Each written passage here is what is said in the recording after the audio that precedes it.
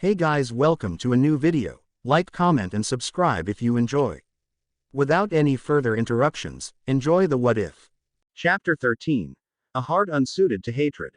The mind's eye. Uchiha compound. The Uchiha regarded genjutsu-based illusions as useful for a variety of reasons. When used delicately, they provided a wide breadth of utility in espionage or social manipulation. When used in combat, high-powered genjutsu could render opponents helpless, and, with enough exposure, could keep an opponent dazed and off balance even after the effect had ended. The problem with other, lesser techniques was that their use usually required dedicated, focused attention, and that the most powerful genjutsu tended to affect a wide area, which could limit their usefulness in the team battles that ninja so often operated in. The Uchiha clan had a response to that. The Sharingan provided a vehicle for delivery of disproportionately powerful, precisely targeted genjutsu that could be used quickly in combat. It was not difficult for a skilled user of the Sharingan to throw opponents into a daze just by meeting their eyes, and it was for this reason that the Uchiha, while not nearly the most prominent genjutsu wielders around, were certainly well known for their skill. They had been feared to the point that those wishing to face Konoha in battle would train to avoid eye contact of any sort. The Tsukuyomi was something else entirely. Compressing 3 days into a single second, it could be used in a myriad of ways. Merely by meeting someone's eye across an open street, you could kidnap and interrogate them for ages, their bodyguards helpless to stop you. Used mid-battle, and a cruel person could inflict torturous pain on their victim for the entire duration, leaving them crippled from the mental exhaustion after the illusion ended. Used innocently, as Itachi had, and it could even fight time itself. On the surface it was an unbeatable technique. Sasuke had had Danzo at his mercy for the past 5 hours, and somehow nothing was going right for him at all. This is it. The man gasped, not even bothering to hide the pain he was feeling. This is the revenge you were planning. Shut up, growled Sasuke, twisting the sword that was impaling Danzo, chained to a tilted table in a basement room of the old Uchiha compound as he remembered it. He had hoped would give him some of the resolve he needed to face this man. This murderer. Danzo breathed heavily for a moment, then resumed laughing. Your brother turned traitor, and I know it was entirely for your sake. He gave you the eye, and now you want to waste it like this. What a joke. Traitor. Sasuke grit out, his teeth clenching. That's rich, coming from you. You think I'm the traitor? Asked Danzo. It didn't make sense. He was being too glib, too talkative, but not showing any signs of breaking. What kind of freak do you have to be to think you're working for the good of the village while you're with a monster like Orochimaru? Worthless child. If you want information, you actually have to succeed with the interrogation first. Your opinion of me changes nothing. Did your treacherous brother not teach you anything? My brother wasn't a traitor. He didn't owe you or anyone else. Oh, you think I mean that he betrayed me? That he betrayed his superiors? No. In the end, he was a piece of trash that betrayed the village itself. Sasuke shouted and stabbed Danzo once again, piercing his arm. Blood slid down the blade and onto the table. Betrayed the village. He saved everyone he could. You don't get to decide who counts as a member of the village, you arrogant prick. Danzo winced from the pain, but resumed smiling. He saved nothing. You can't even see it, either, even though he gave you his eye. Pathetic. His sacrifice as I had planned, it was meant to bring unity to the village. Certainly he would have been branded a traitor to the public just as I am now, but everyone in Konoha would have been safer for it. Instead, he is remembered by some as a hero, but the village fractures and grows weaker. You can't see it because you have a child's perspective, but it's no less true for your blindness. He smirked. It's especially true now. What are you talking about? The Hokage's assassination. You know about that. Know about it. Naive. I was the one who brought it about. Sasuke stared at Danzo as he continued to speak. I laid the agent. I gained Akatsuki's aid, and I convinced them to use this particular distraction over several other possibilities. It keeps Konoha from responding to our actions here, among other considerations. What? Did you think that? Sasuke exploded with a sudden and unexpected fury. Even though the third Hokage hadn't ever been particularly important to him like he had been for Naruto, something inside him had just snapped in that moment. With a scream of rage, Sasuke drew out his sword again and stabbed Danzo through the heart, killing him instantly. Suddenly exhausted, Sasuke collapsed to the ground, desperately trying to compose himself. No, it didn't make sense. Danzo hadn't let that information slip from the torture. The man was trying to get him too worked up to focus, he had to be. 10 seconds later, Danzo reappeared in perfect health. Worthless, was his first word. At this point, Sasuke had nothing to say in response. He just glared silently until Danzo continued. Your entire family wasted their potential. Itachi had a heart that could embrace the darkness and thrive, but that he thought you could do the same. Clearly he grew insane in the end. At that, Danzo leaned forward, straining slightly against his bonds. Do you want to know what it is that you lack? Sasuke grit his teeth at the condescending question. With another flash of rage, he drove his sword into the man's side, causing another gasp of pain. It's irritating that you think you can buy yourself a reprieve by insulting the Uchiha name, Sasuke said, face contorted in anger, but by all means feel free to continue to try. The man pierced Sasuke with his one-eyed gaze. Oh, but you and your family were doing all too good a job of that yourself. The Uchiha clan stayed steeped in darkness for hundreds of years. You wallowed in it, you see, like a pig in the mud. No other clan managed to pass so much madness down from generation to generation. It kept you dangerous, kept you strong, but it made you unpredictable enough that the village had no choice but to end you all. Shut up. Stop smiling, you asshole. Sasuke drove the blade deeper, but this time Danzo didn't even flinch. Now they were close, eye to eye. Danzo spoke in a low and menacing tone, each word slowly growing in intensity. And then they produced you. You worthless reject. The runt of the litter. Only protected by your big brother, even now. I know your plan. You want to hurt me, break me, here, inside this illusion, so you can kill me for real when it all ends, but I can tell you that you don't have what it takes, you little worm. This nightmare will eventually end, and then I will stand up and kill you. I will take that eye from your skull, and Itachi's gift will finally go to someone who deserves it. You, Danzo pronounced, speaking calmly once more, lack hatred. Sasuke stumbled back, unable to stop his face from betraying his wild emotions. Danzo just sat there, smirking. Then, he began to laugh. It was the cruel laugh of a man who found genuine humor in a joke, knowing that the joke was, in fact, the person standing right in front of him. Sasuke had failed. Faced with this phantom from his childhood, tears of shame came unbidden to his eyes, something he hadn't felt in many years. Then, his rage came erupting from him once more. With a roar, Sasuke brought the sword arcing through the air and cut off Danzo's head. Gulping down air, Sasuke left the room, willing himself instantly to appear back in his old bedroom. Danzo would be returning in a moment, but Sasuke needed time to get his head together. With visible difficulty, he began working through breathing exercises. He had to get back control somehow. It was humiliating, but every time Danzo spoke, Sasuke ended up feeling like he'd lost. Maybe he could gag the man. Then he felt a change. Like something in his mind had just shifted. Had Danzo done something? With a panicked thought, Sasuke willed himself back into the basement room. Nothing happened. He moved to the door and found it wouldn't budge. Forcing it accomplished nothing. How could this be happening? The Tsukuyomi was supposed to give him full control of this world inside his own mind. Then he heard the voice. Danzo's voice, coming to him as if from some distance. Pathetic, he said, sounding almost bored, you think you can scare me like that? It doesn't matter what form you wear. It doesn't change the fact that underneath you're still the same worthless child. What was he talking about? A moment later, another voice responded. It was deep, calm, and very familiar. Not worthless. Not at all. I always knew my little brother wasn't cut out for Anbu, Itachi said, his voice bringing a lump to Sasuke's throat. Unlike me, he has a truly kind heart. But, you see, I'm proud of him for that. Danzo snorted derisively, but said nothing. In truth, I don't want him involved in this twisted world at all anymore.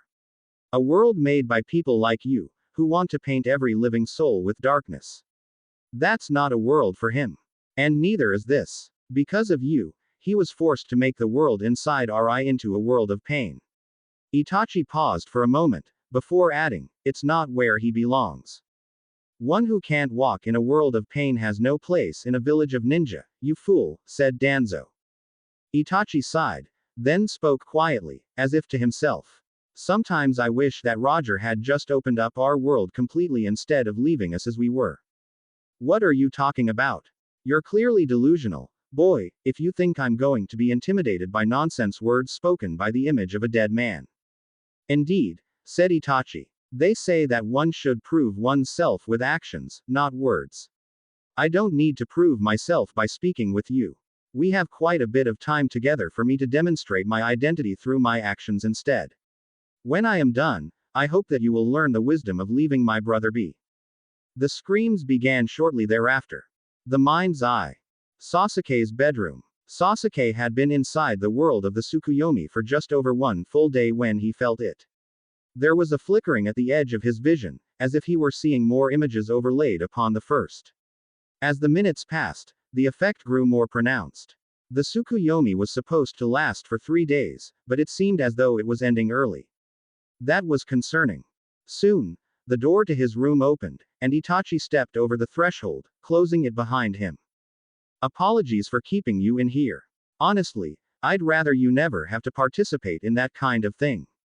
Unfortunately, I can't appear to help you in this way again. Sasuke shook his head. What's going on? Itachi paused, his eyes evasive for a moment. The technique was improperly activated. Time in here runs differently, but it still only alters our perceptions. In the fraction of a second since you forced eye contact with Danzo, something has started to block your line of sight. He paused for a moment, frowning, as if he wanted to say more. You mean I screwed up? Sasuke stated, already certain of the answer. It's going to keep getting worse in here until I lose eye contact completely. Itachi nodded. We have another few minutes at most before it all ends. What's worse is that Danzo knows it, too. I don't think he's been broken enough to give you the advantage you need, so you'll need to run the instant the technique ends. Sasuke nodded, expectations glum. For a moment, Itachi's face seemed dead, completely emotionless, before returning to normal. I have some things I need to tell you. Danzo wasn't as tight-lipped as he could have been, but his body's image of itself was even more revealing than what he said. I'm listening. What was it? Asked Sasuke. Even though this is an illusion, the Tsukuyomi takes place as much in the target's mind as it does in yours. He has an image of himself that controls the shape his body takes in here. That's why I looked at his eye. Behind the bandages on his eye was one of ours. A Mangekyo Sharingan.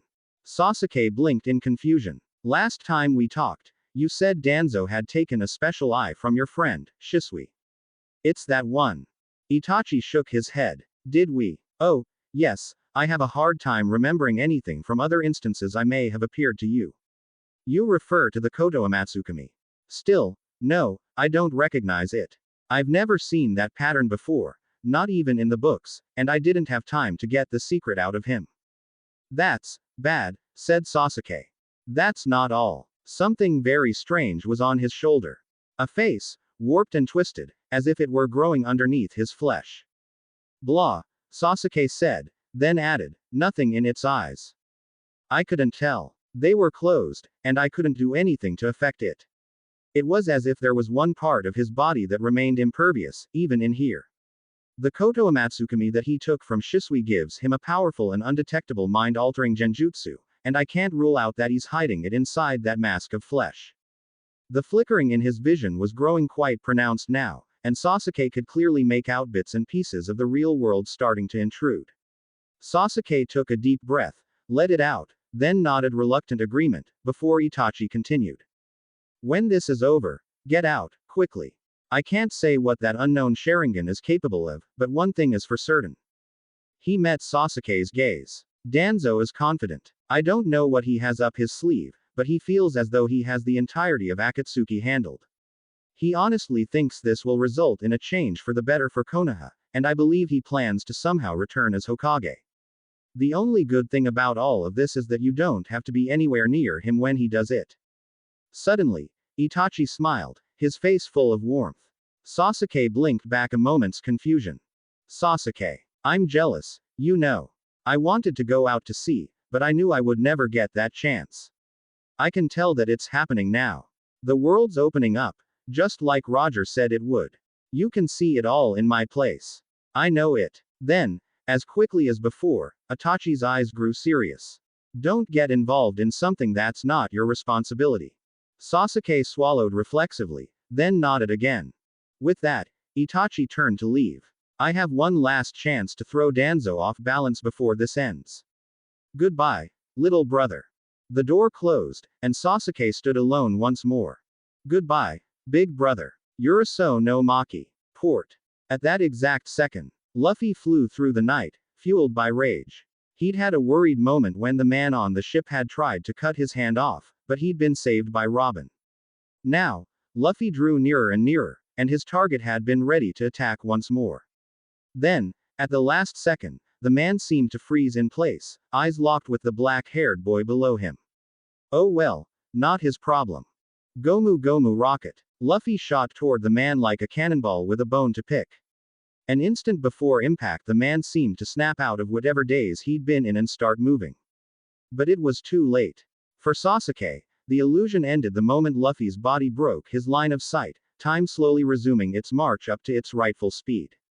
Danzo did not collapse to his knees. He was far too busy for that. Sasuke got to watch the whole thing in slow motion. As Danzo desperately pulled himself back over the railing of the ship, the pirate captain's head impacted him square in the chest. For one glorious moment, Sasuke watched Danzo's face distort in pain and shock as all the air left his lungs, and then he was lifted off his feet. Time suddenly snapped back into place, and like one steel ball transferring all of its momentum to another, Luffy came to a dead stop on the ship as Danzo went spinning off into the sea. Sasuke hung there, stunned with disbelief. From his perch on the side of the ship, he climbed quickly to the deck. Then, with a glance around the ship, Luffy turned to the rest of the crew. Hey, you guys all right? He said. Yeep, responded a long-nosed man, sounding weak and shaky, peachy keen and ready to go. Yep. Don't mind the blood. Good. With that, Luffy turned to the coils of the iridescent serpent wrapped around the Mary. He wound up a fist and gave their abductor a wicked stretched-out punch that seemed to rock the ship itself. A moment later, the sea serpent's head lifted from the waves to see what the source of her distress was, which was when Luffy leapt into the air and brought his heel down on her snout in a monstrous axe kick. The serpent went crashing down into the water, but rose back up, wobbling somewhat from the impact. As it turned its gaze back to Luffy, he shouted in its face before jabbing it once more in the snout, sending it reeling. The serpent's tongue flickered out once, twice, and then it loosened its coils, slinking off into the night waters. Sasuke wasn't entirely certain what he should be doing about all this. Eventually, he settled on addressing the crew. Hey, that man from earlier will be back soon. He won't have been finished off by that attack, so we need to get out of here, fast. Wait, which man from earlier? Asked a friendly-sounding, but unfamiliar voice from inside the cabin of the ship. Sasuke was confused. There were more people on board. He looked around on deck. There was the long-nosed guy, the perceptive woman from before, the captain, a red-headed woman, and a strange little animal. Apparently someone else was still below deck. The one who just got blasted off the ship. You know. Sasuke craned his head to see inside the cabin. Everyone else looked, too, and they seemed just as uncertain as he did. Then, he saw him. A man in Akatsuki robes strolled out of the cabin wearing a warped and bleached driftwood mask, his only visible features being his hands and his short, black hair. Everyone besides the new arrival returned to combat readiness. Somewhere, someone, or a couple someones, screamed. Whoa, whoa, whoa, said the new man, raising both hands. Easy. Just looking for someone. You guys didn't happen to see my friend here, did you? Old guy. About my size. Looked like he wanted to just punch everything in the world.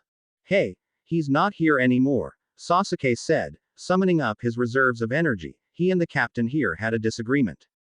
Oh, that's too bad, offered the masked man, who put one hand up to his head in an awkward sort of gesture. Look, if you see him, could you let him know we don't need this ship anymore? We found a much bigger one that was trying to get away from the island, and it looks great. It's got everything we needed, plus a crew. Well, it had a crew, anyway. Well, I mean, I guess it still kinda does, but, well, it's complicated. He finished his statement with cheerful exuberance. Oh, I almost forgot. Before I leave, I had a quick question for you. There was a stressed sort of silence. Okay, here goes. Do any of you know anything about the celestial dragons? Behind him, Robin tensed up. No one spoke. No, no one. Oh well. Anyway, it was nice meeting you. He shouted. Then, he leapt to the edge of the ship and hopped down to the water below, hitting the surface of the waves. The ship rocked violently as the dark depths of the water underneath his feet disgorged a massive shark covered with strange piercings. With a mighty sound, it swam away. Its roar was almost too low to be heard, and instead resonated through everyone's bodies, shaking their bones. A short time later, he was gone. Chapter 14. Isn't there someone else we can talk to? With little argument, the two Konoha ninja returned to an out-of-the-way inn, which Sasuke deemed necessary since they were both exhausted, and simply passing out in the middle of the street might arouse suspicion.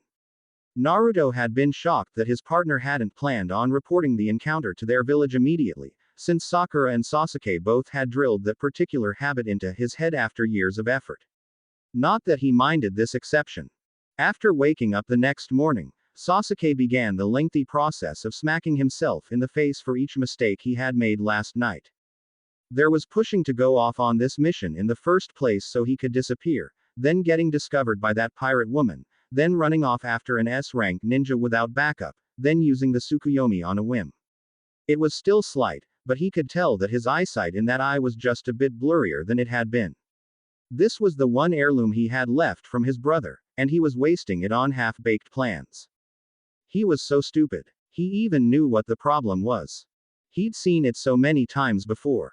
When a ninja acquires a one-shot kills-all technique, they throw themselves into situations they would have backed down from before because suddenly every problem seems like it can be solved with their new trick. They say that when all you have is a hammer, everything starts to look like a nail, but there was still no reason to go around looking for the biggest nails you could find. Sasuke had made a solemn decision not to use the Tsukuyomi unless the danger was dire, but now he also resolved to avoid using it if running away was a more reasonable option. Speaking of running away, to put the cap on all of his failures, he had wasted his best chance to leave the village in the chaos because of poor planning. He just plain shouldn't have gotten involved in that fight at all. Actually, his traitorous brain reminded him, fighting a dangerous member of Akatsuki all alone would have been the perfect opportunity to fake my death. Smack. The problem was that, while Sasuke was well aware that a good friend would tell his team that he was leaving forever, he was an Uchiha. One of ANBU's secondary duties was hunting down the bodies of any Konoha ninja who possessed abnormal characteristics, whether natural or artificial. One man's trash, so to speak, was another man's treasure, and the body of an Uchiha, Hyuga, Inuzuka, or Aburame clan member that was left to rot was pay dirt for any enemy nation. Danzo's actions were proof enough of that. Anbu took their job very seriously. They wouldn't just trust any first-hand reports of his body's destruction. They would verify it for themselves, and Sasuke could be sure that if his eyes were unaccounted for, then they would keep watch for decades at least. Naruto, and even Sakura, wouldn't hold up to that level of scrutiny if they knew the truth. He couldn't say anything to his friends before he left, but he couldn't leave without saying goodbye, either. He could tell Naruto he was leaving to hunt down Danzo, even though he had decided to avoid the man as much as was possible, but Naruto would come with him in a heartbeat. He felt rather guilty about that. Eventually, he decided on his course. Now was the time. He'd leave a note and stow away on one of these ships.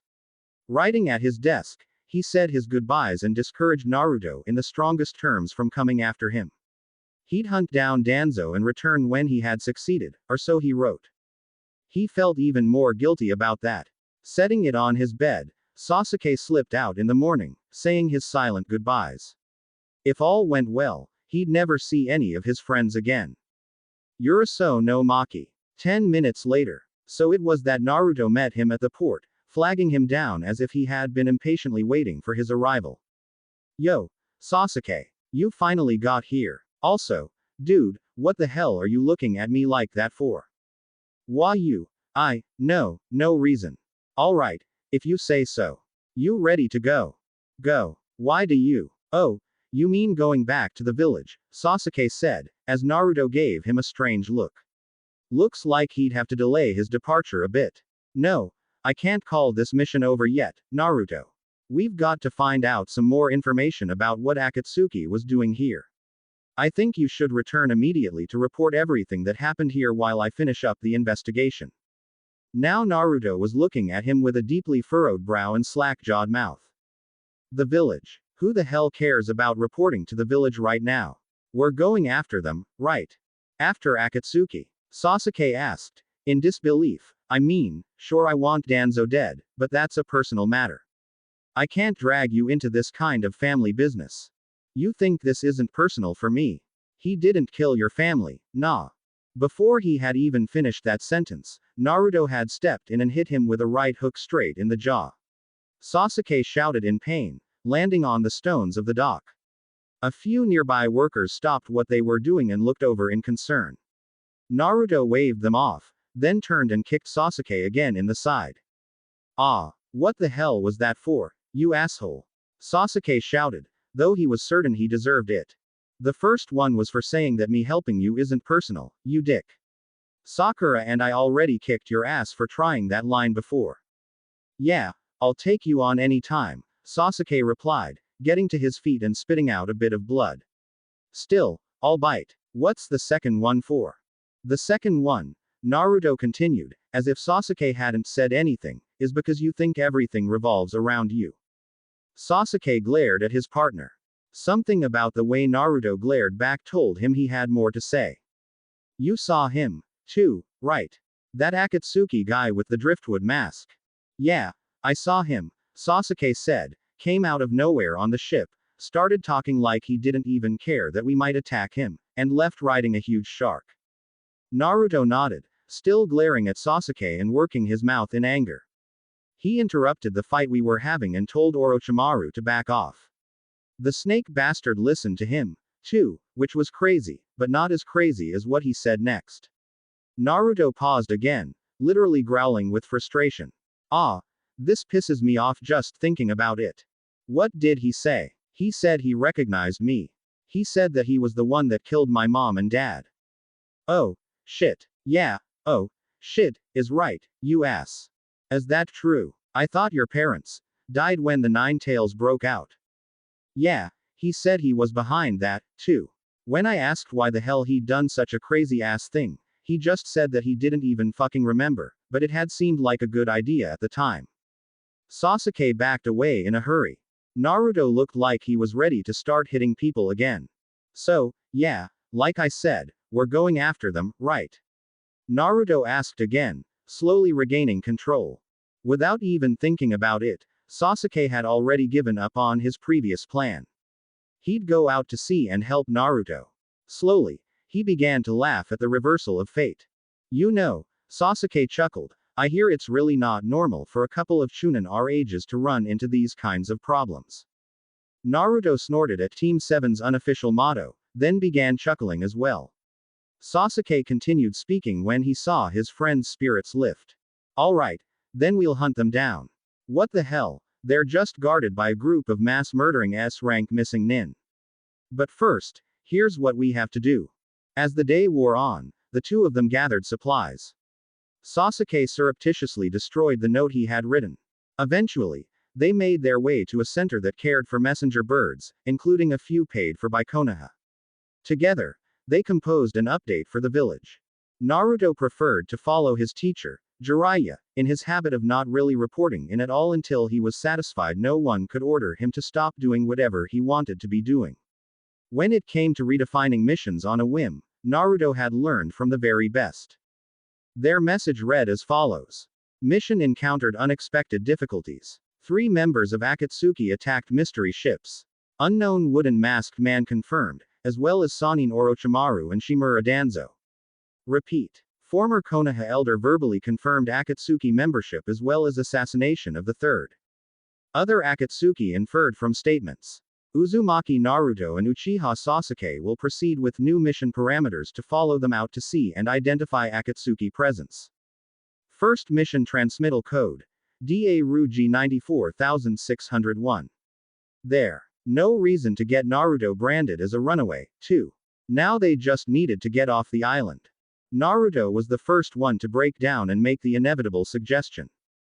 Uraso no Maki. Port. Morning. Was it a good thing or a bad thing that they were leaving this godforsaken island? Usopp wasn't at all sure.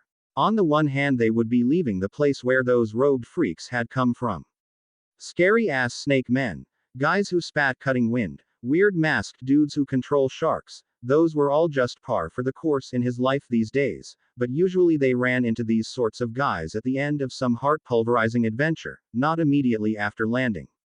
Those monsters had almost taken the Going Merry, and he hadn't been able to do a thing to stop them.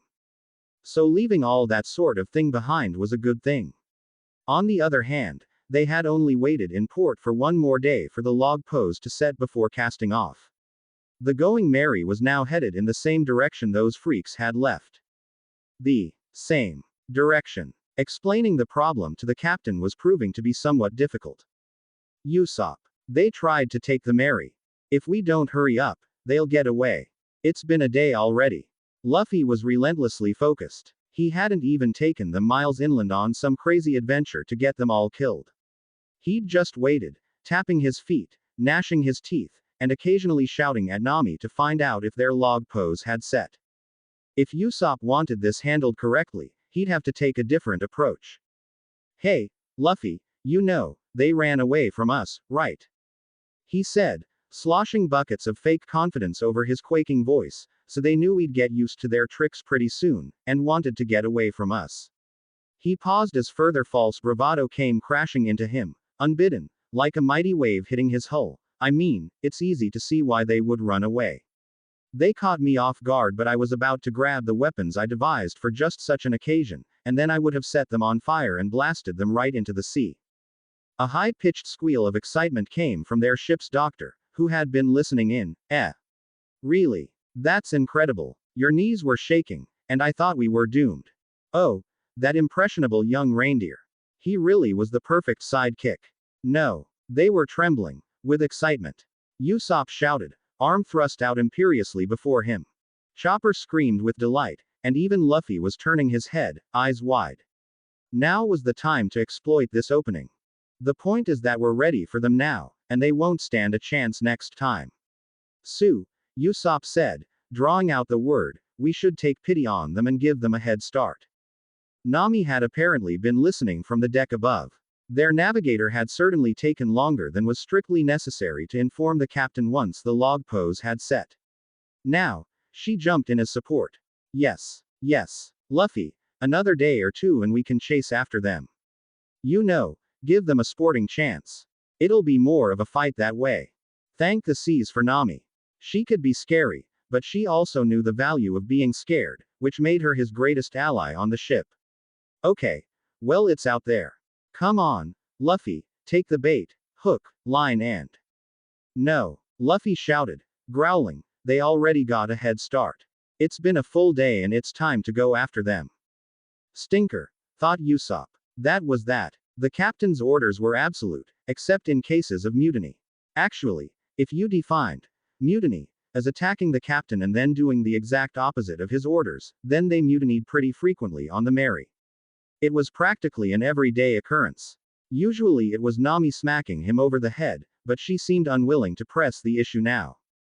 So they set sail, for real this time. Normally, Usopp would go hide in his workshop and start tinkering, but he wasn't too excited about the possibility of gigantic sea snakes piercing the hull at any second. Instead, he scurried up to the crow's nest, intending to begin a protracted campaign of cowering, chanting prayers, and muttering to himself. That usually helped. He was halfway up when he saw two figures standing on the surface of the water ahead of them. His heart started dancing double time, and he scrambled up the rope webbing, catapulting himself into the crow's nest. You needed stability for a good scream. Ah, there Bach. Usopp grabbed the binoculars from their perch and hurriedly focused them. They're right in front of the... Oh, no, wait a second, that's not them. Phew. The sound of someone face planting down below was vaguely audible, but that was hardly important right now. It was two of the jerks who had attacked them, all right, but it was the two who had helped against those weirdos in the cool robes. They were just standing on the surface of the water, about a quarter mile in front of the ship. Soon, the ship approached to within shouting distance. Nami and Robin were on deck, staring down at the approaching pair. Chopper was hiding in the corner. Luffy was sitting in his favorite perch, straddling the Mary's vaguely ram-ish figurehead, staring at the two kids. Usopp couldn't see Luffy's face from this angle, but he presumed Luffy was staring wide-eyed. "That's so damn cool. How are you standing on the water like that?" Luffy shouted. Usopp had to interrupt. He'd seen this sort of thing once before, back on the approach to Drum Island. "Hey, Luffy. Don't be fooled," he shouted. "They're standing on a submarine or something. It's a trick." Luffy gave a disappointed groan. The two kids on the water exchanged glances. Then, the blonde one spoke up. "Hey, stop the boat. Let us on so we can speak with you." "And what's a submarine?" he shouted. Nami spoke up next, ignoring the last question. "It's a ship, not a boat. And you can't just stop it. We're at sea. We're not going to furl the sails and weigh anchor just to say hello." "Yeah, you tell 'em, Nami. I don't know what these villains want, but I vote we don't stick around to find out." The two kids shared another glance before they broke into a run, dancing across the waves to get out of the ship's path. In a moment they were jogging parallel to the Mary, matching the ship's speed on the port side. Usopp muttered to himself, "Okay, so not a submarine then." Robin spoke next, which surprised him. "Is that you, curious one? The one asking the questions at the harbor?" "Yes, that was me," responded the black-haired guy. "We seem to be in the same position as last time, though I would have regarded you as quite a bit more suspicious had you approached me on the water like this," she said, laughing softly. "I'm sorry," he called back. "I didn't introduce myself properly and now I'd like to correct that. My name is Uchiha Sasuke.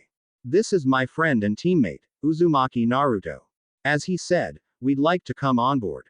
"My, how polite. But you're talking to the wrong person, I think," she said, inclining her head towards Luffy. Luffy interrupted, speaking with the suspicion of the thoroughly perplexed. "So, how are you running on the ocean? Can I do that?" Sasuke looked confused for a moment, then said, "It's a kind of training we get in our village. It's not too uncommon. You seemed pretty powerful, so I thought you would have seen it before." Usopp could only see the top of Luffy's head, but it looked like he just kept staring blankly at the pair. It was an expression so familiar he didn't even need to see it to visualize it.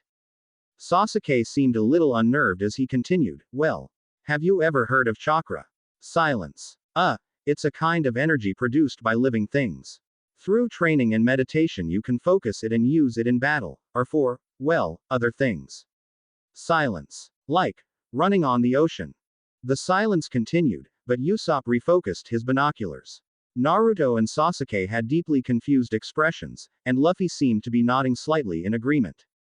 "Wait a minute." Swiftly, and without a noise, Luffy slipped from his perch and toppled bonelessly into the waves.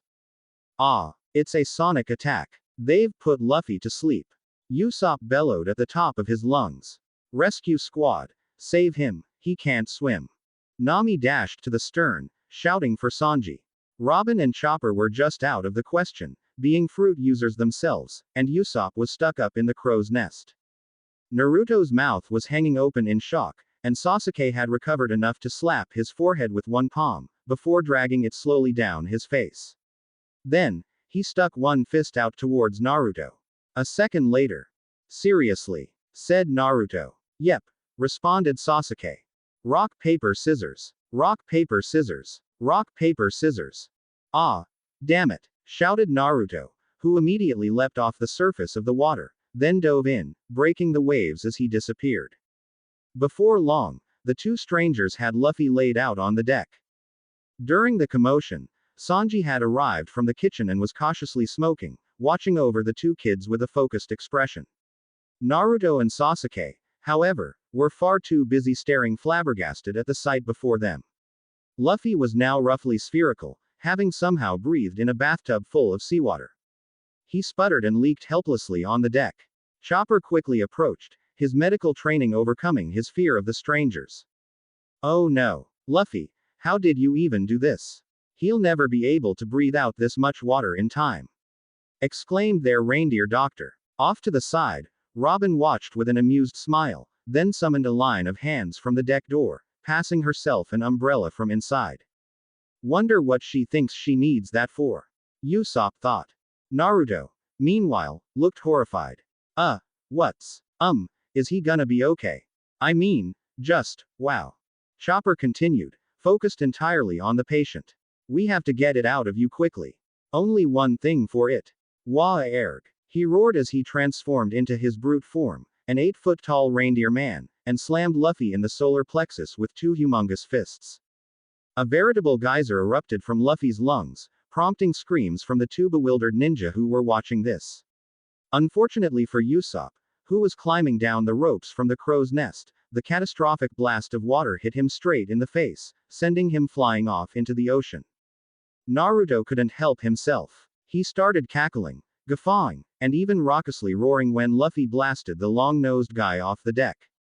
It just wouldn't stop. He kept laughing until the sodden mess crawled, scowling, back onto the deck.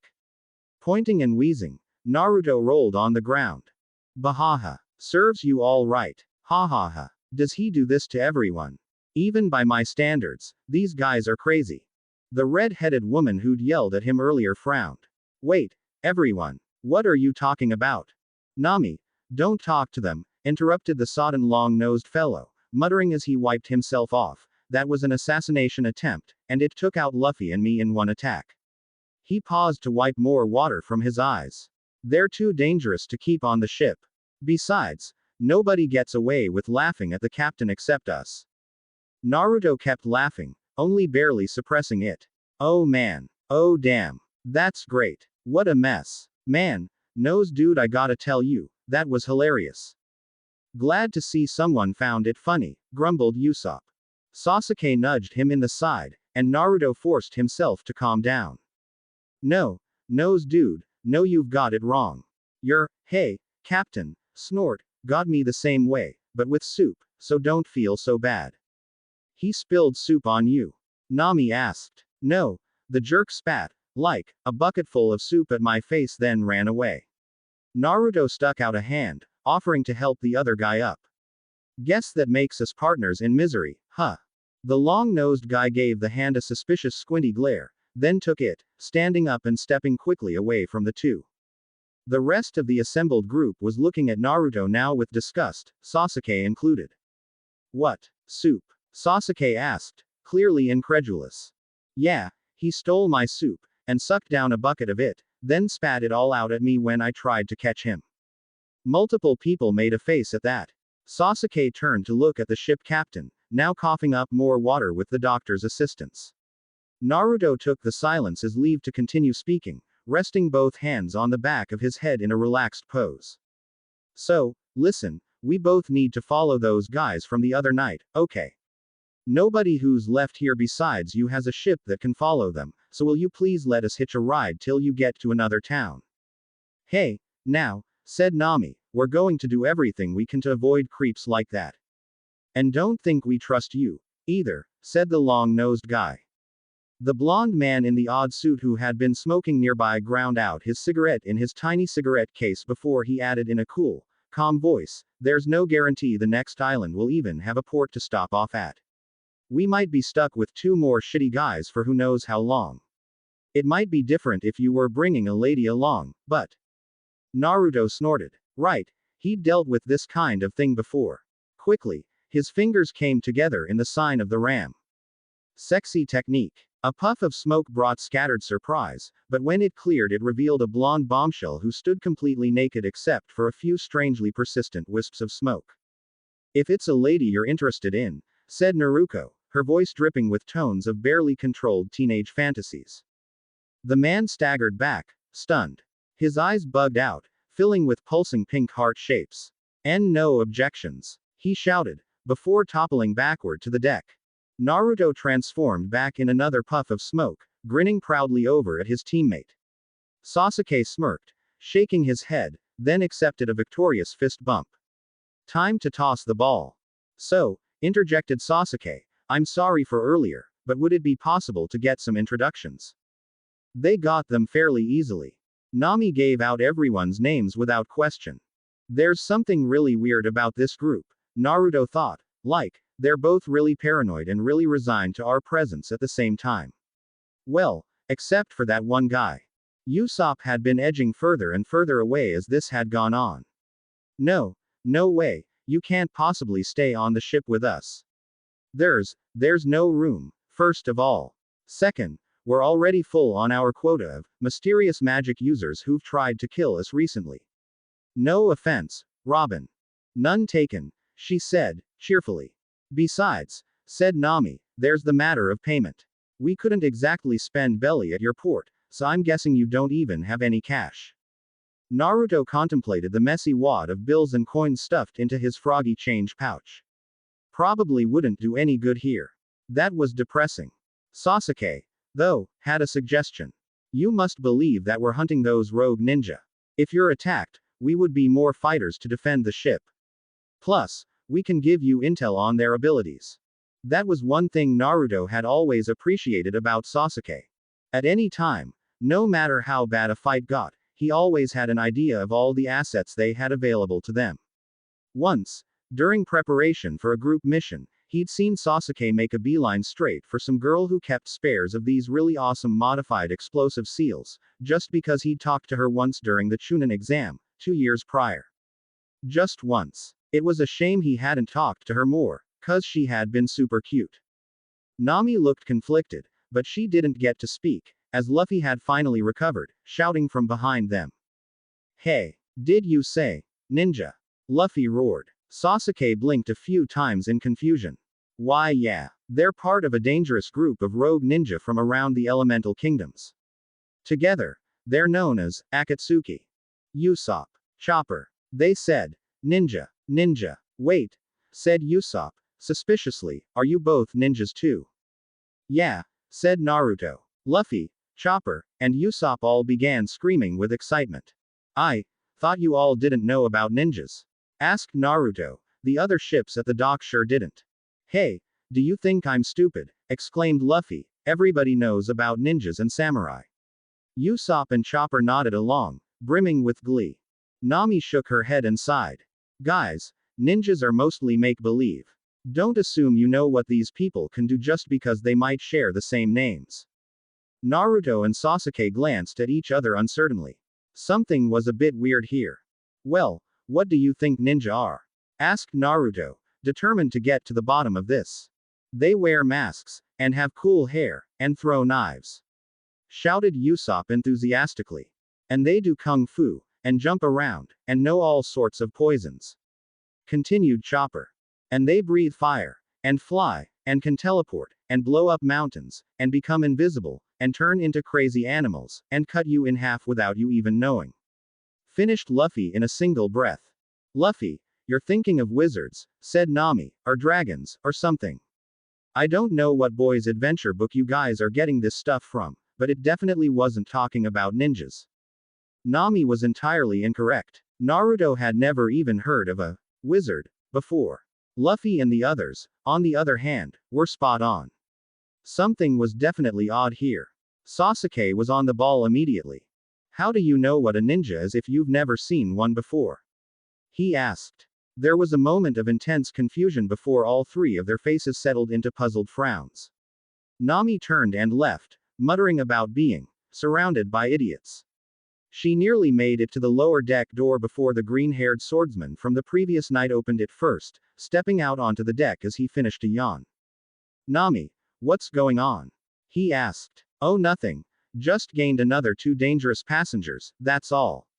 Judging by the way Luffy was screaming earlier, they'll be full crew members by the end of the week. Oh, you mean those 2 ninjas from the other night? God, you stupid boys. You're all children, she growled, before slamming the door behind her. Zoro shook his head, frowning. What the hell was that for? And why's that dumbass cook bleeding all over the deck? Off to the side, Robin stood by, and she just couldn't stop grinning. Chapter 15. Part 2. Fish out of water. The sea, it is said, is a truly fickle friend. This is a truth held in almost universal regard throughout the multiverse, except in one area where the sea has a tendency to sort of lurk in the background and is seen as an overly desperate acquaintance.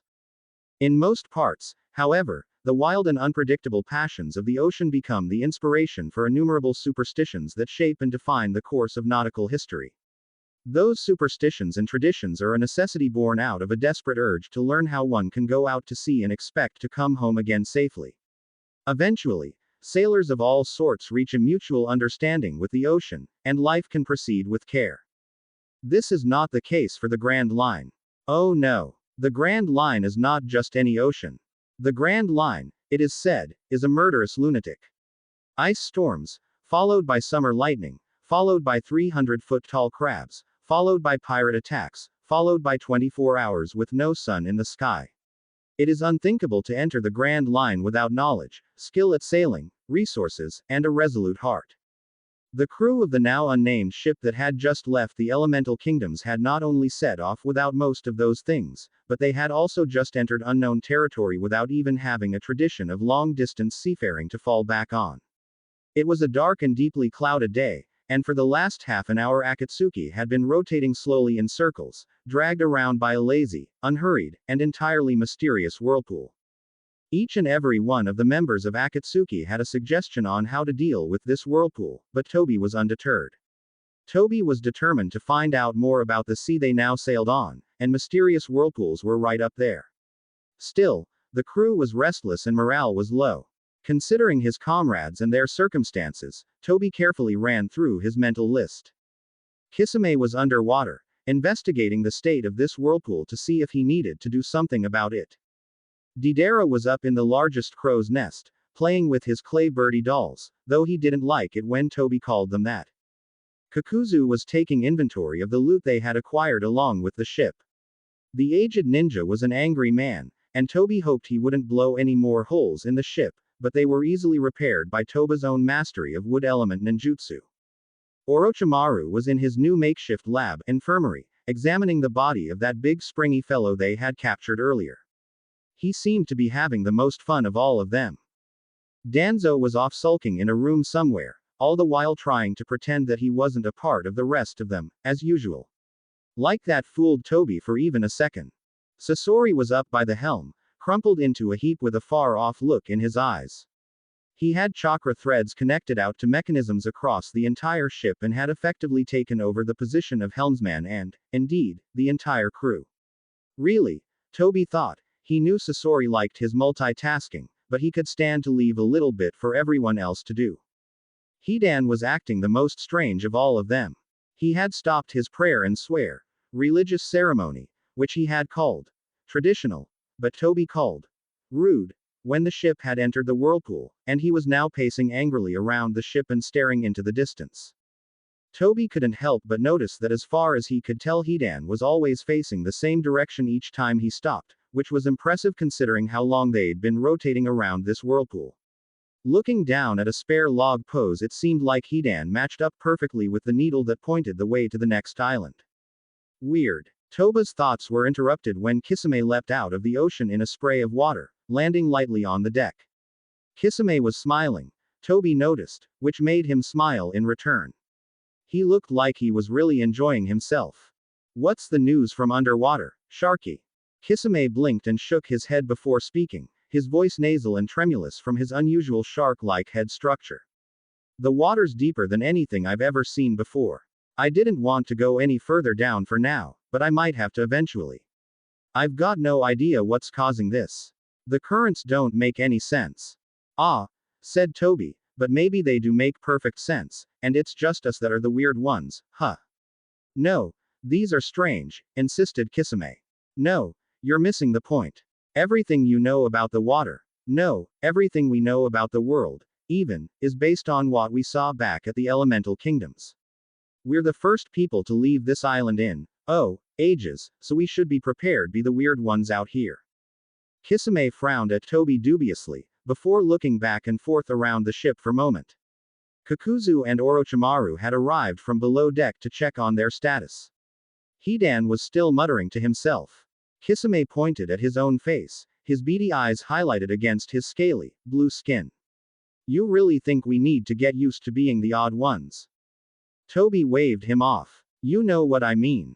Maybe huge, sucking whirlpools are normal for this ocean, huh? You think this is normal, then? Asked Orochimaru. All the more important for us to learn how best to escape them quickly, don't you think? I agree with that, grumbled the massive, stitched form of Kakuzu. Standing around like this is hardly conducive to future profits. I can tolerate only so much of your deviancy, Toby. We need results. Toby shook his head. Man, you guys are no fun. This is a great opportunity to learn something, and all you wanna do is just zip right off. I'd rather learn from the unusual than the normal, said Orochimaru. This is mere water. Fuck, swore Hidan from the port side of the ship. Everyone looked his way curiously, but it was Deidara who shouted from up above. Hey, the whirlpool just stopped spinning. Looks like we can get moving now, Toby was ecstatic. See, that's great news. I bet that whirlpools that appear and disappear are a perfectly normal part of this ocean. You guys were all worked up over nothing. All the other members of Akatsuki frowned for a moment. Kisame said, you said we needed to learn from this so we knew what to do next time. So, what, we just wait until it goes away. Isn't it a little strange that the whirlpool stopped but we're still below sea level? Trust me, that's not supposed to happen. Indeed, a sloping hill of water surrounded their currently nameless ship as if they were sitting near the bottom of an immense bowl of seawater. Normally not supposed to happen, stressed Toby as, in the background, Hidan swore loudly before running frantically into the nearest cabin and slamming the door behind him. And, yeah, I know I said all that, but it all turned out alright in the end. Guys, relax. We're through our first major challenge of the mission, and we're in great shape. What? Toby asked, cheerfully, could possibly go wrong? 3 seconds later, the knockup stream erupted from the ocean's depths. The solid column of torrential seawater was like the god of the sea himself delivering a furious uppercut to the unprepared ship. In an instant, the crew was slammed into the deck, and their ship was sent rocketing violently into the stratosphere. Then, eventually, there was silence. Over the course of the following day, unbelievable rainfall would occur in the nearby areas as a large lake's worth of water fell gradually back to Earth. The ship and its crew did not return nearly so quickly. Grand Line. City of Water 7. Water -7. Ocean Paradise City and home to the greatest center of commercial shipwrights in the world. People from thousands of miles away came to make use of its services, and the city owed much of its success to the utterly unique sea train that had revitalized its industry more than a decade ago. Given the intense difficulties with navigation in the Grand Line, the miraculous train that linked numerous nearby islands together in a stable and dependable fashion ensured that Water 7 would become a trade hub, tourist destination, and industrial powerhouse all in one. Every visitor to the island looked on in awe at the city's multiple tiers of locks, waterfalls, and aqueducts that culminated in a massive fountain at its peak. It was a wonder that seemed beyond the scope of what humans could accomplish. It was an unconquerable mountain of water that sprayed endlessly into the sunny day from some unknowable source. In another week, the Aqua Laguna storm system would pass through and herald the beginning of the rainy season, but for now the weather was perfect. Hurried people poured through the streets occupied with an unending variety of business, but to each and every one finance was of utmost importance. The Saito and McGillivray Bank's main branch, situated conveniently next to Blue Station, was the perfect location for arrivals on the sea train. Its marbled halls drew thousands upon thousands of visitors each day, and its numerous respectful employees saw to each of them with impeccable professionalism. At a teller's window, a solidly built man by the name of Percival Flounders was currently taking tentative advantage of those services. The first thing people would notice about Percival was that he was exceptionally well dressed. An immaculately tailored sage green suit sat buttoned over a charcoal-colored vest and clean white shirt. To anyone with an eye for it, the quality of the materials was top-notch, and the man knew how to wear it, despite his rough features.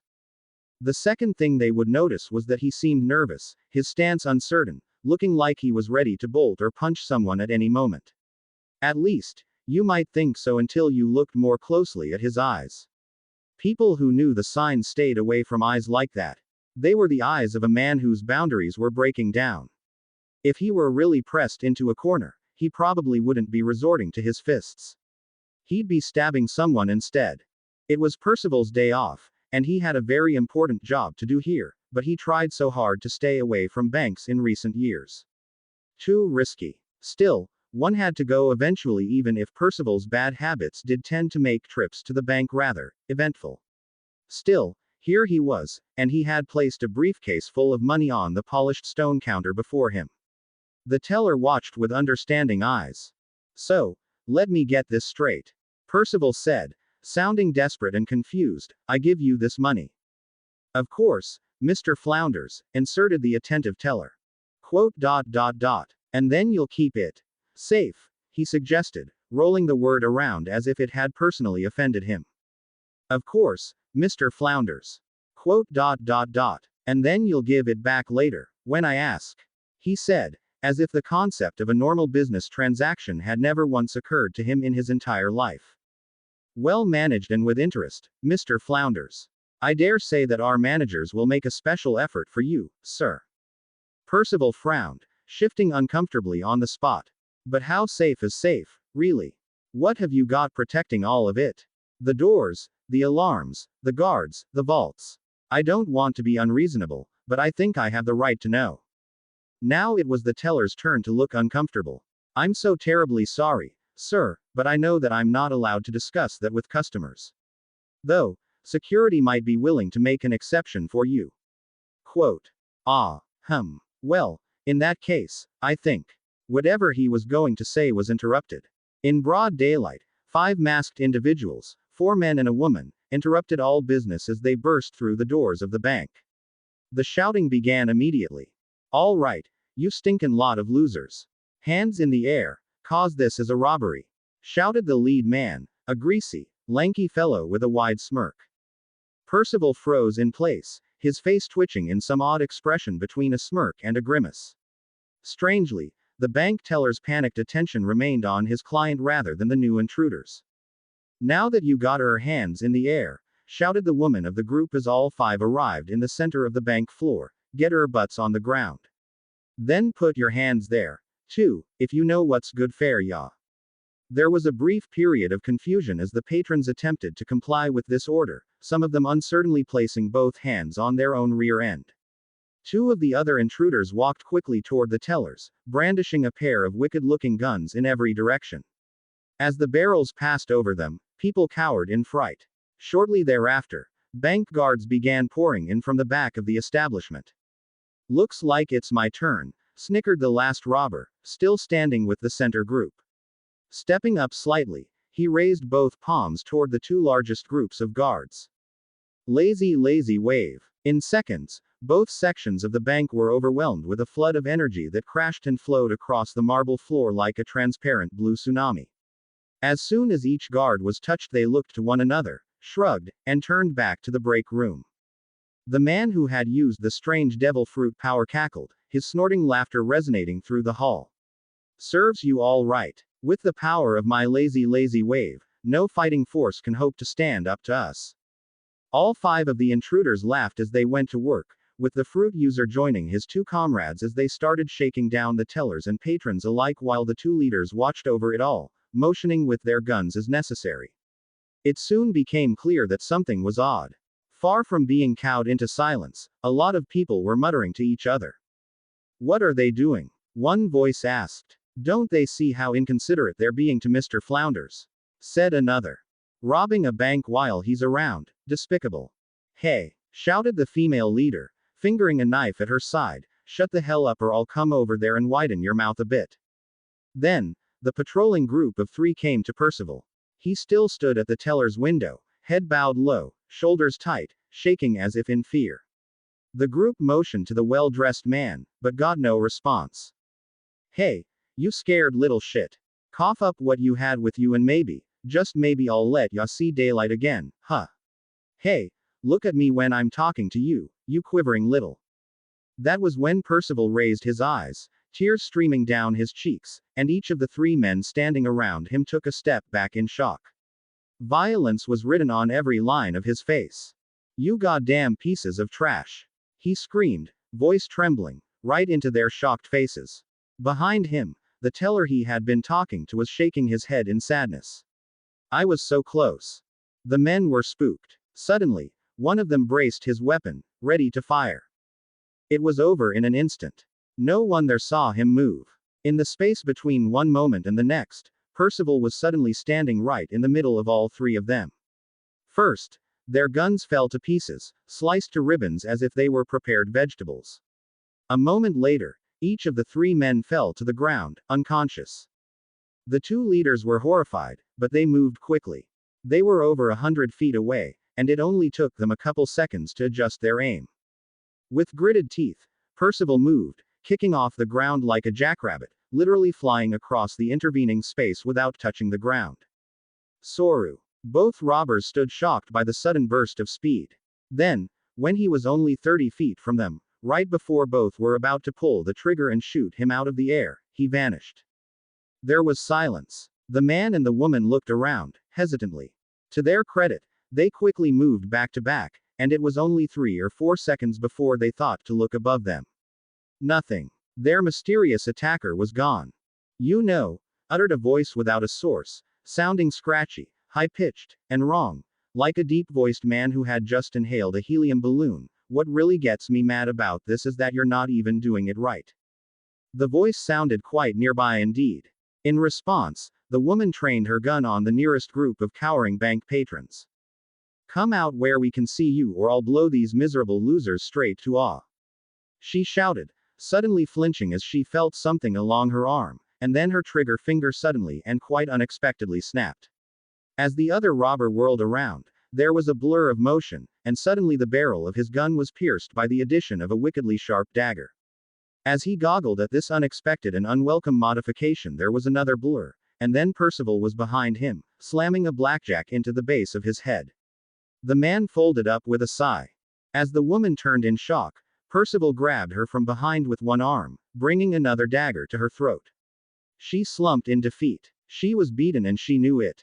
It was just what happened next that was unexpected.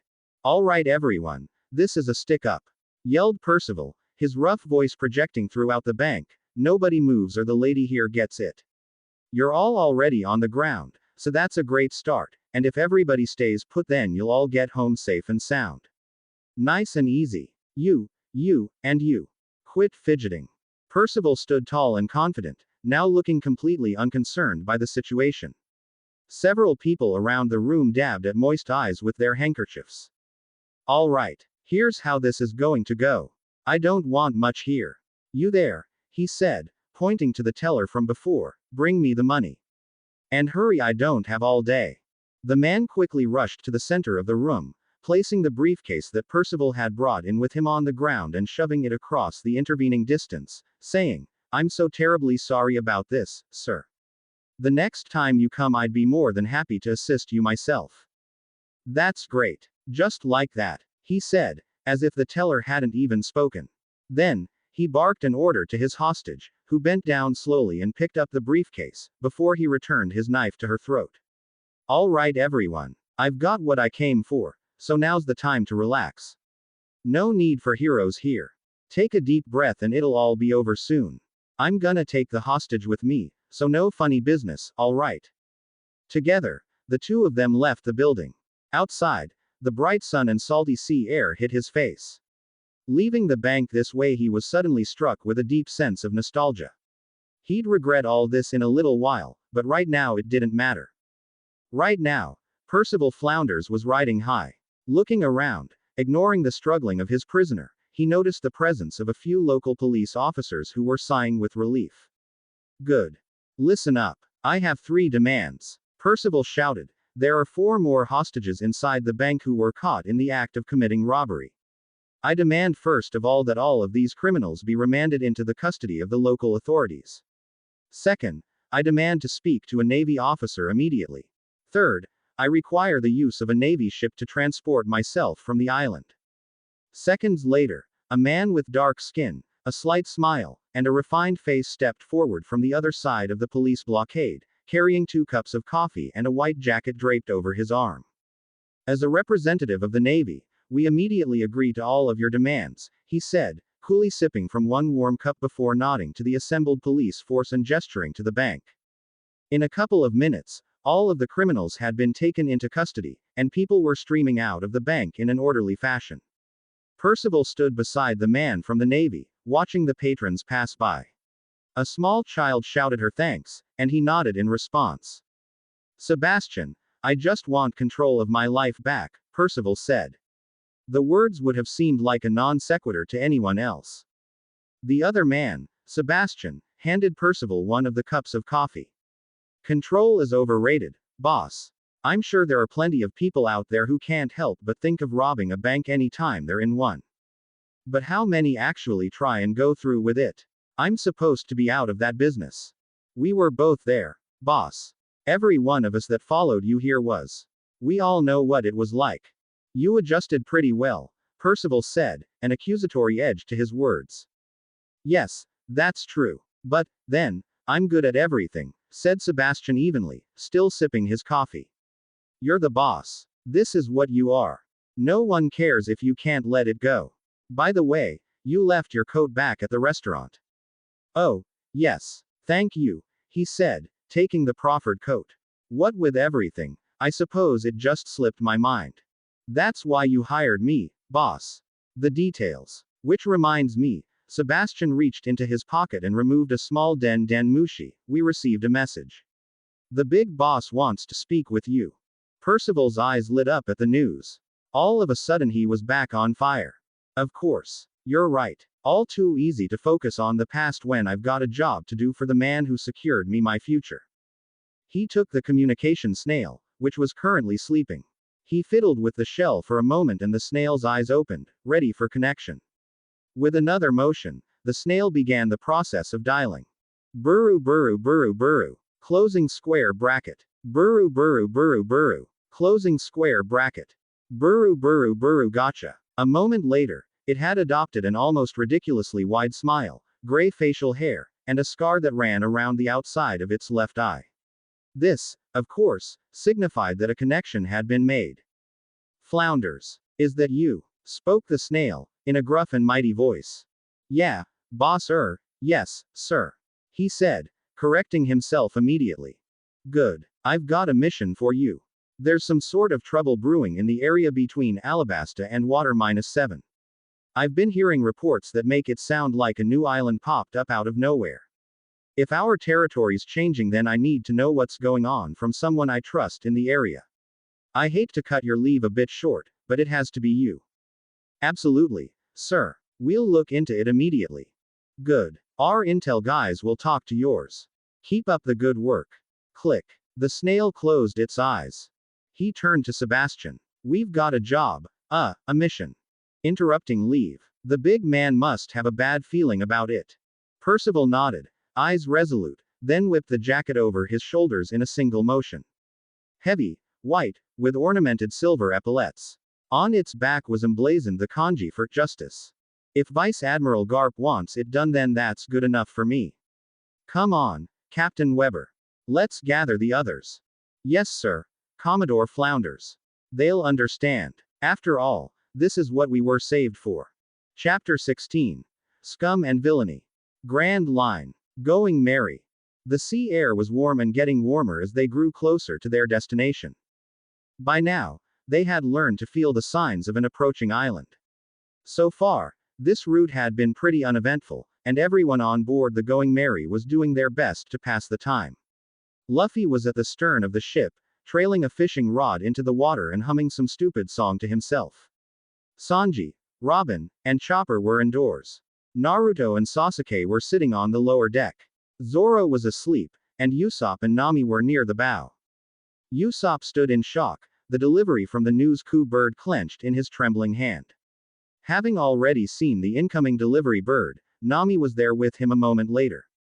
When she saw what he held, she froze in terror. Oh, no, she breathed out, reading the papers before him. Oh, yes, Usopp replied. Clutched in one hand were two freshly printed wanted posters, straight from world government authorities. Monkey D. Luffy. B 100 million. Wanted. Dead or alive. Roronoa Zoro. B 60 million. Wanted. Dead or alive. What is this? Nami asked. Why raise their bounties now? I think this explains it, said Usopp, his voice bitter as he handed the newspaper to Nami, rolled it open and jabbed his finger repeatedly at the front story. Kingdom of Alabasta, she read, rebellion, warlord crocodile, interference from rogue pirate crew. Wait, they've totally rewritten what happened.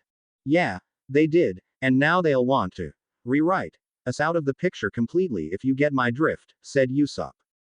If people see this, we're going to be swamped with bounty hunters and assassins. She responded. This is horrible news. Well, it's simple. Usopp rallied, calling upon his meager reserves of hope. If we just make Luffy and Zoro go everywhere in disguise, we'll be perfectly fine. As long as we keep any bounty hunters or assassins off the ship, nobody will even know we're here. We'll just sort of hide the flag a little bit, and... Wait, interrupted Nami. Her eyes were wide, and her voice was shaking. What did you just say?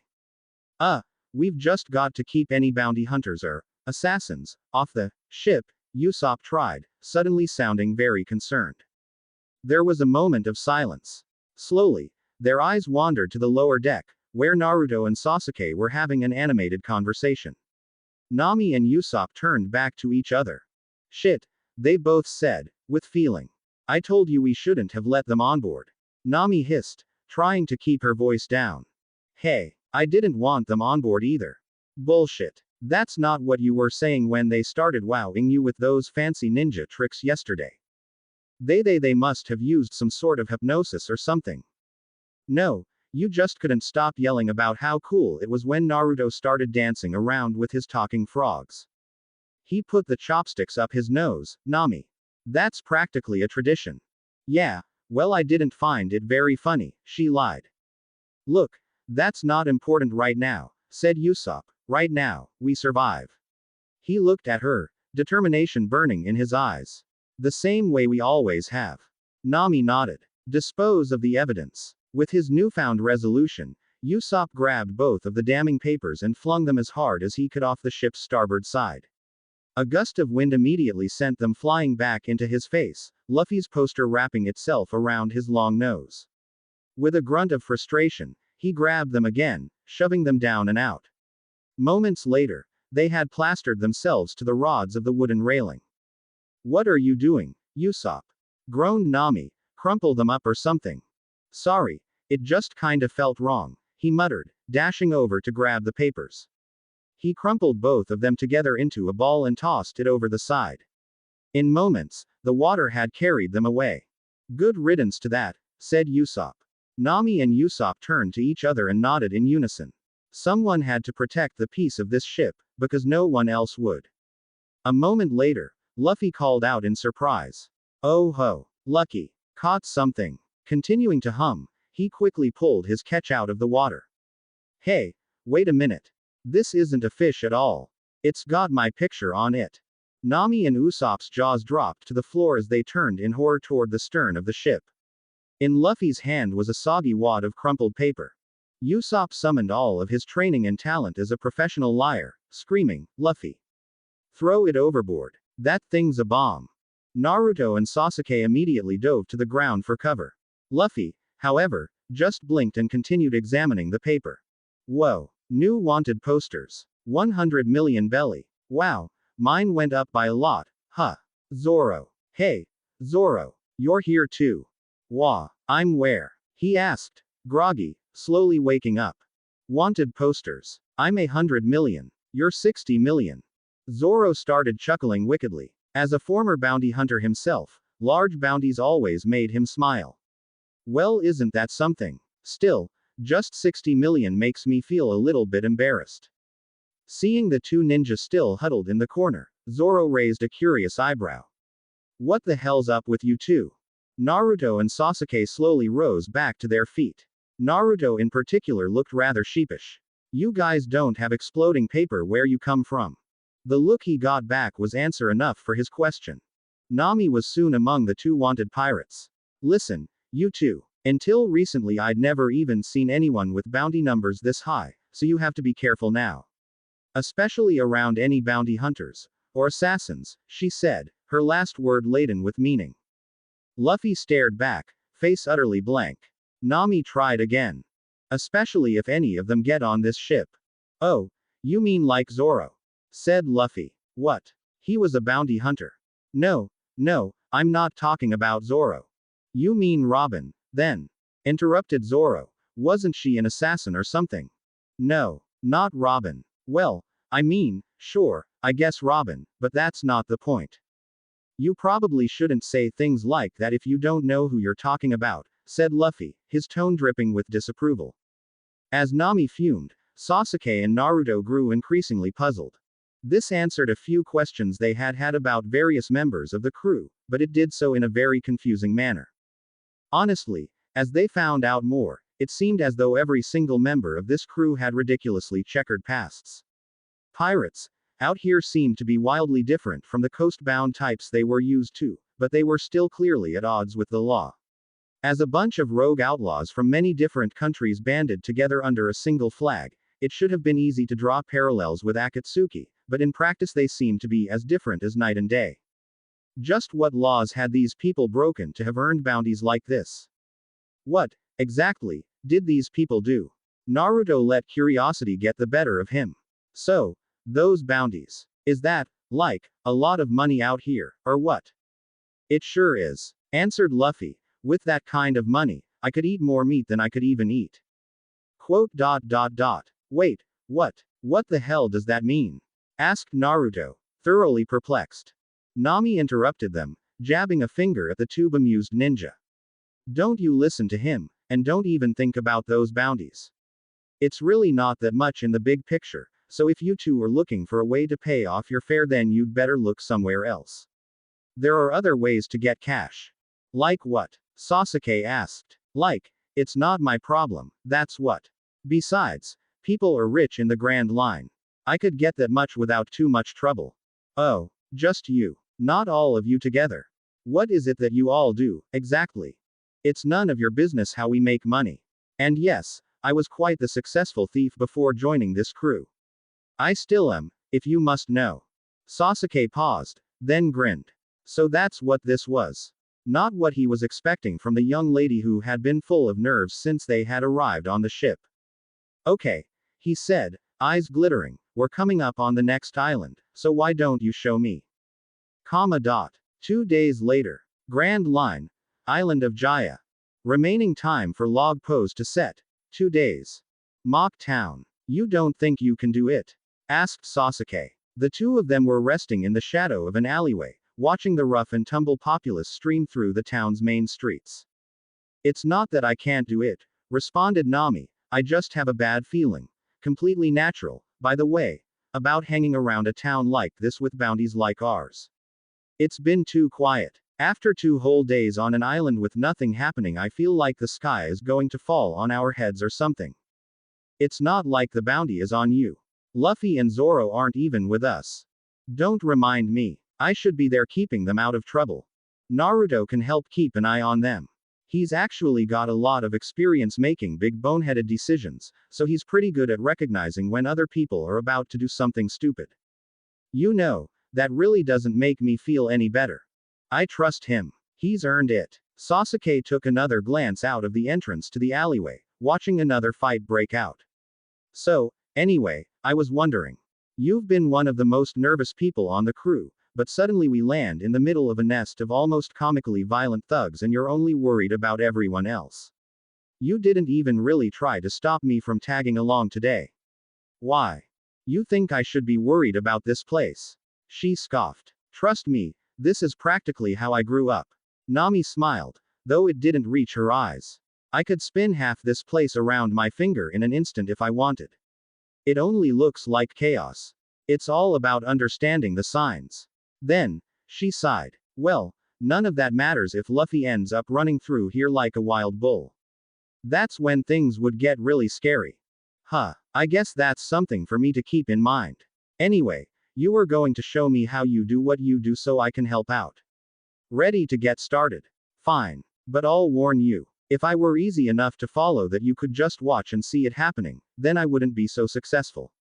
Keep your eyes peeled if you want, but you're not going to see anything. I have very good eyes, Sasuke said, dead serious. Nami snorted, turning his way to laugh in his face, and then she saw his eyes. Where they had been nearly black before, now his irises were deep crimson with strange markings. Hey, what the hell is that? She asked. Family tradition. It's a ninja thing. I'll show you what they do if you give me something to work with. Despite herself, Nami was intrigued. After a bit of grousing, she went to work, diving into the marketplace like she owned it. She brushed smoothly through the crowds, stopping here and there, once seeming to get distracted and stumbling into a nasty-looking man who swore back and forth at her. The man didn't notice what she had taken from him. Throughout it all, Sasuke watched from the shadow of the alley, red eyes gleaming. Eventually, Nami returned. She opened a small pack slung over her shoulder to reveal more than a dozen pouches and a fistful of various currencies and valuables. He was impressed. Well, she asked, palming a coin and then twirling it between her fingers, you said you could keep up. If you're going to pay your way, now's the time to show your stuff, ninja. No problem. I like having someone good to learn from. With a hand seal, Sasuke transformed himself into a dark-haired female beauty, causing Nami to squawk in surprise. Then, he stepped down the street in a different direction, slinking through the crowds just as she had before.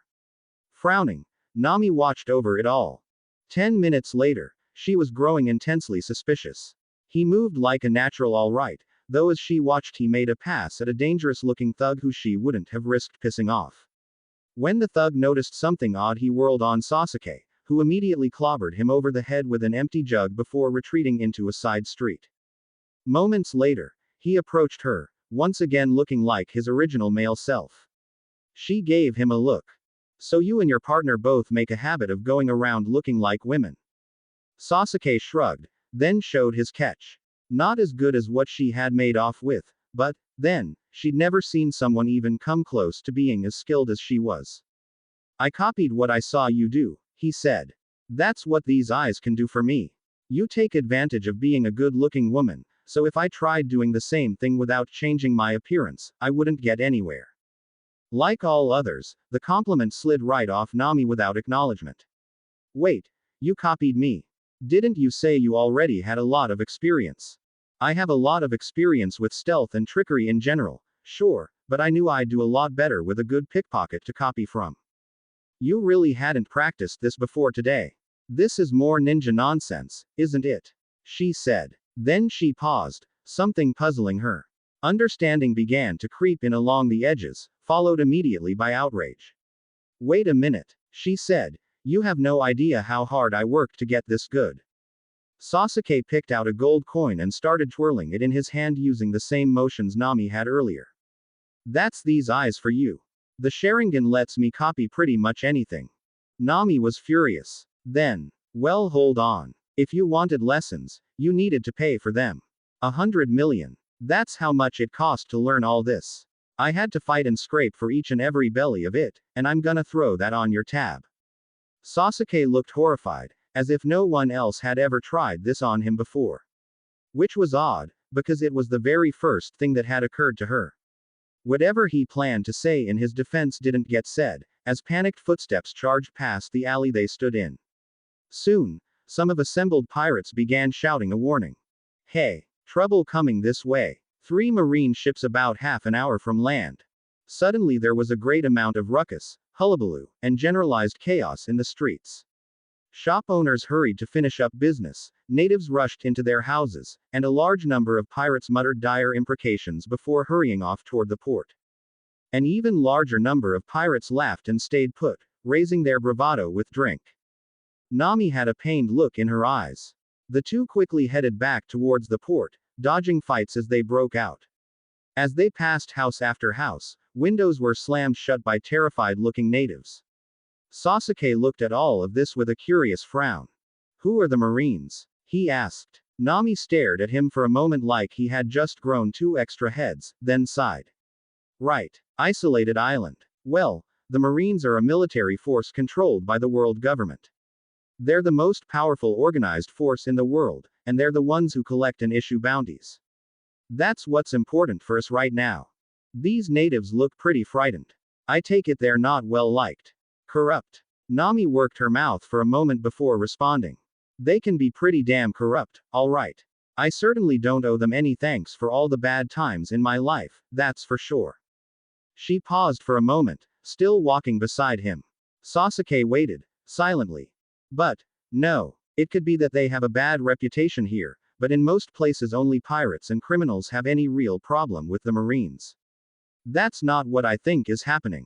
Then, what? He asked, curious. Nami pointed toward a group of drunken pirates brawling in the street. If you want my opinion, the natives are scared because they know there'll be a fight. Or more like 100 of them.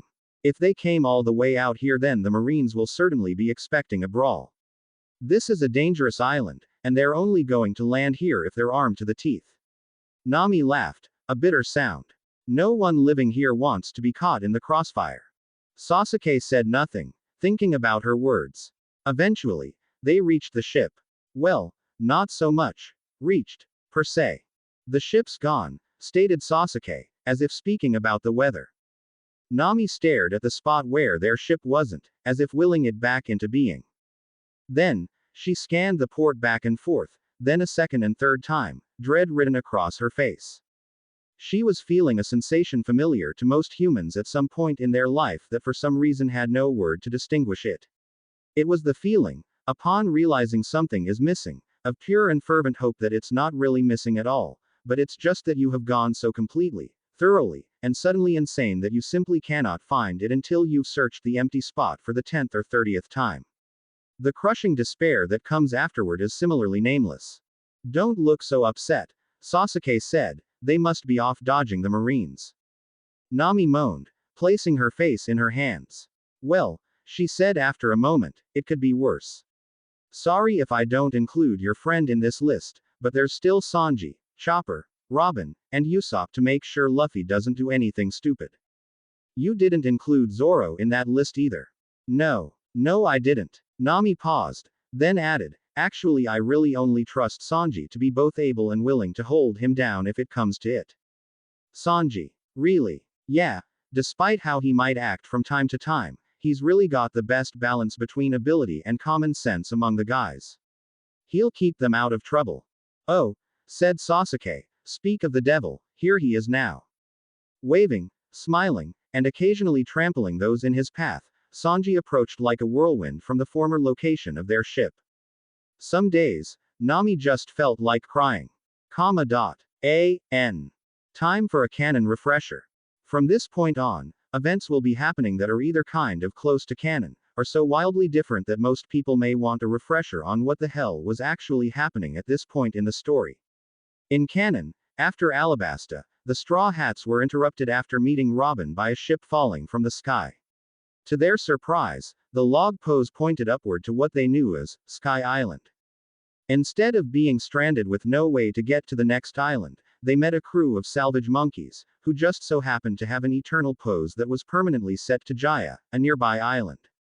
Upon reaching Jaya, the Straw Hats tried to find their way to Sky Island, but came to a confrontation with Bellamy, who thought they were a bunch of idiots. Some differences between canon and this story. Bellamy is dead at the hands of Akatsuki. The Straw Hats have never heard of Sky Island.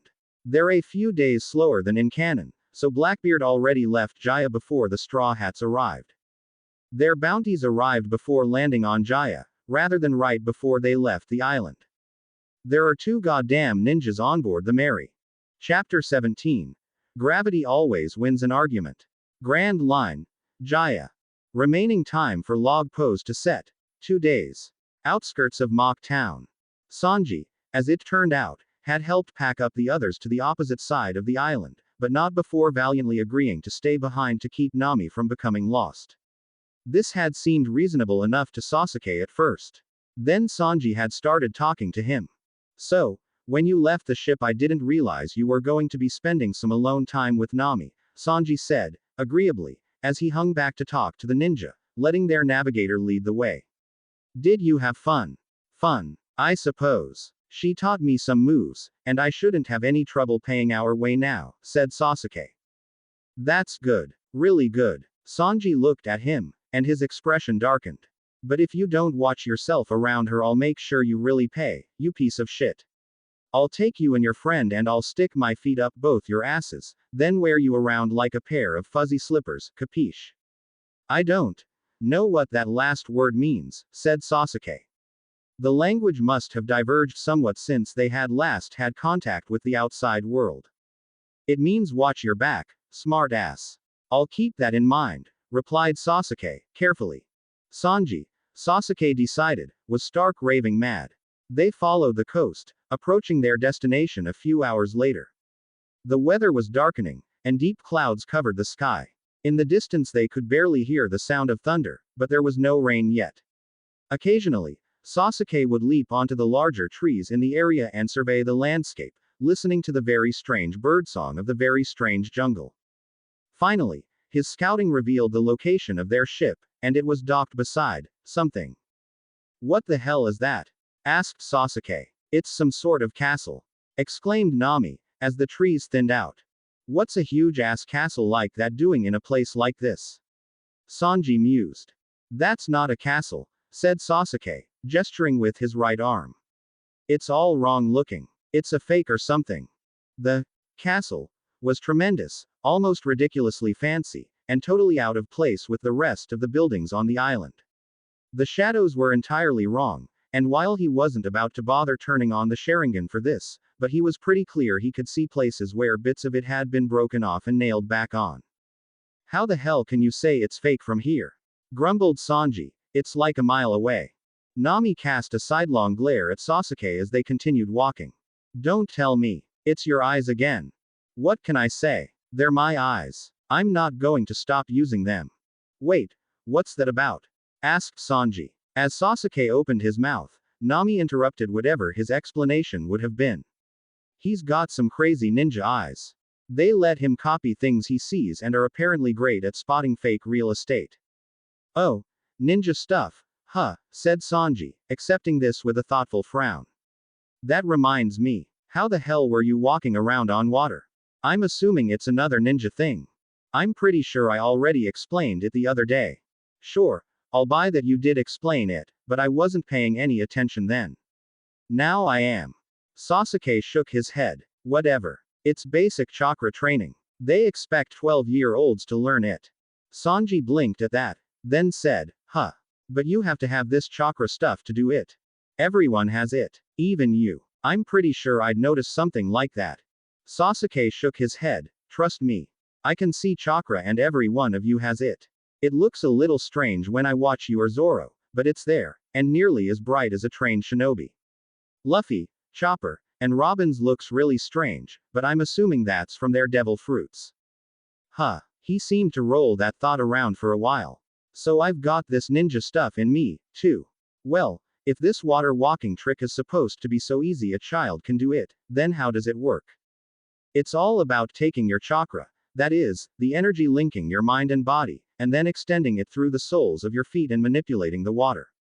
It's sort of like both solidifying the water and at the same time extending the size of your feet to spread out your weight. Then you bind the two together so you can get some traction and you sort of grip onto the surface, just like that. Just like that, huh? Don't get your hopes too far up, said Sasuke, brushing aside a tremendous jungle fern. I said that they make 12-year-olds learn it, but I was training since before I was 6, so keep that in mind. As Sasuke talked, Sanji had pulled out a cigarette, exhaling a puff of smoke before responding. Could you do that business in the air? What? What do you mean, in the air? Sanji waved his cigarette back and forth above him. You know, do the chakra thing to the air, make your foot like a sail and kick off of it or something. Sasuke stopped in place, scratched his head for a moment, then continued walking. Moments passed, until finally he said, that sounds really, truly, impossibly difficult.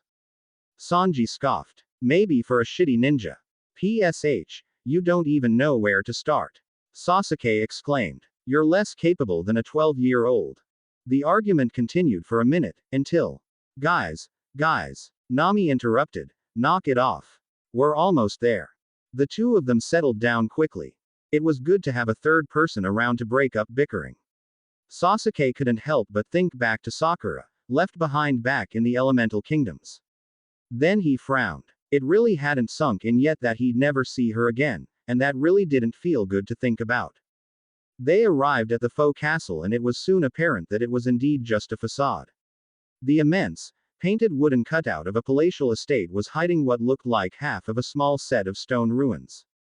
The whole thing was nestled right up against the edge of a cliff that dropped straight down into the ocean. Strangest of all was the far end of the house, which seemed to sit open to the air, as if someone had taken a knife blade to the cliff it had been resting upon. No, thought Sasuke, the strangest thing was the sound that came from inside of 4 people bawling at the tops of their lungs. Jaya, residents of Mont Blanc Cricket. And that's why I can't leave this place, said Mont Blanc Cricket, his voice rough and rugged. From now until the day I die, this is a battle between me and my ancestor. At the end of all of this, either I find that great golden bell down in the ocean, or my bones will join it and search the ocean floor when I'm gone. Luffy, Usopp, and Chopper continued their loud wailing interspersed with sounds of encouragement, and goddammit, Naruto was right there along with them. He couldn't help himself. He was moved to tears.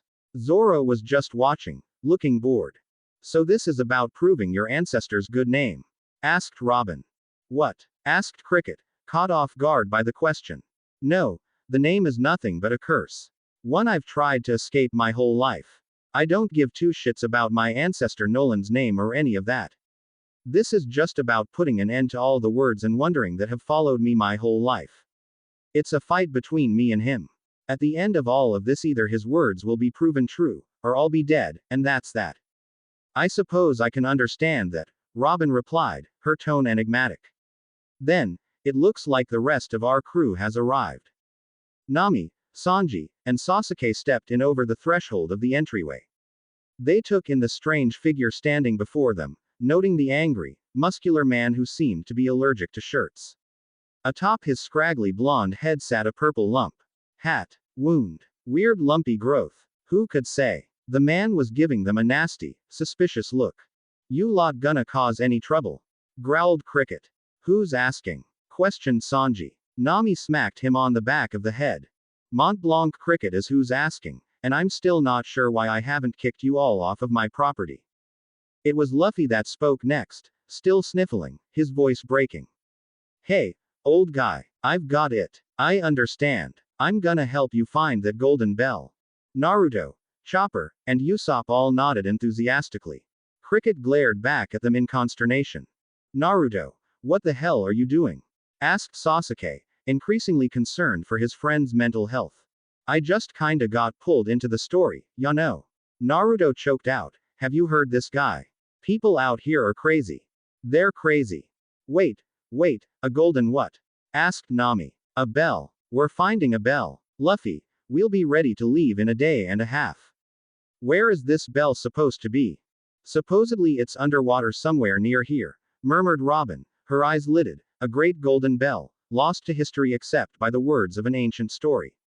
Luffy, said Nami, with the patience of a saint, I really shouldn't have to tell you this anymore, but you can't swim. But Nami, no. Look, sir, Cricket, I'm sorry for intruding like this, but my captain's kind of an idiot sometimes. He goes by his instincts and sometimes that gets him in trouble. How long have you been searching for this bell? Years. Day in, day out. Cricket just seemed intensely confused by the entire exchange. Years, Luffy. You can't even swim. But Luffy had a hard look in his eye.